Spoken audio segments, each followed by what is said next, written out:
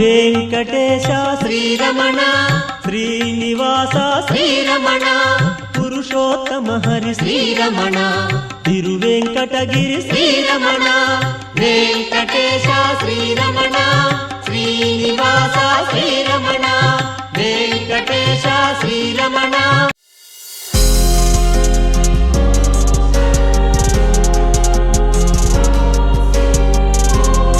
వాస్తవంగా మన సిపి ఛానల్లో ఇలాంటి ప్రోగ్రాం ఎప్పుడూ చేయలేదు. అన్నీ ఉన్న అందని అందలం అన్న సామెత జబర్దస్త్ వర్ష విషయంలో 100కి 100 వాస్తవం. చక్కని అందం, నాజూకుతనం, ఒడ్డు పొడుగు, తెల్లని చర్మం, ఆకర్షణీయమైన ముఖార విందం అన్నీ ఉండి కూడా వెండి తెరపైకి రాలేకపోతున్న నటి వర్ష. 1995లో హైదరాబాద్లో పుట్టిన వర్ష డిగ్రీ గ్రాడ్యుయేట్. తొలి దశలో అభిషేకం వంటి కొన్ని టీవీ సీరియల్స్లో నటించింది. ఆ తర్వాత ఈటీవీ జబర్దస్త్ కామెడీ షోలోకి ప్రవేశించిన తర్వాత ఆమె గురించి అందరికీ తెలుసు.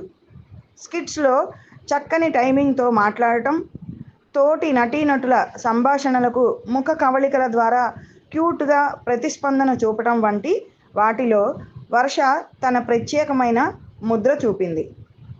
ఆ షోలో హాస్యం కోసం కంటెంట్ రైటర్స్ ఆమెను లేడీ గెటప్లో ఉన్న అబ్బాయిగా వెటకారం చేయటం ఆమెకు కొంత నష్టం చేసిన మాట వాస్తవం. అయితే తర్వాత ప్రేక్షకులు ఆమెను, ఆమె అందచందాలను గుర్తించారు. తనని జబర్దస్త్కు పరిచయం చేసిన ఇమాన్యువల్తో ఆమె ప్రేమాయణంలో ఉన్నట్లు చూపించిన స్కిట్లన్నీ టీవీ షోల కోసం చేసినవే అన్నది చాలామందికి తెలుసు. వాయిస్ కూడా చాలా పెక్యులర్గా ఉండడం ఆమెకు ఒక ప్లస్ పాయింట్. ఇన్ని ప్లస్ పాయింట్స్ ఉన్నప్పటికీ ఆమెకి రావాల్సిన బ్రేక్ ఇంకా రాలేదు. తెలుగు నటీనటుల్ని ప్రోత్సహించకుండా పరభాషా నటీమణులను నెత్తిన పెట్టుకునే తెలుగు సినిమా పరిశ్రమకు వర్ష లాంటి అమ్మాయిలు కనబడకపోవడంలో ఆశ్చర్యం ఏముంది? వ్యక్తిగతంగా నాకైతే ఆమె కొన్ని సందర్భాల్లో హఠాత్తుగా చూస్తే సమంతలా అనిపిస్తుంది. సమంత కంటే పొడవైనప్పటికీ మంచి ప్రోత్సాహం లభించి మంచి పాత్ర పడితే ఆమె భవిష్యత్తులో వెండితెరపై చాలా ముందుకు వెళ్తుందని నాకు అనిపిస్తుంది. ఆ శుభ సమయం కోసం ఎదురు చూద్దాం.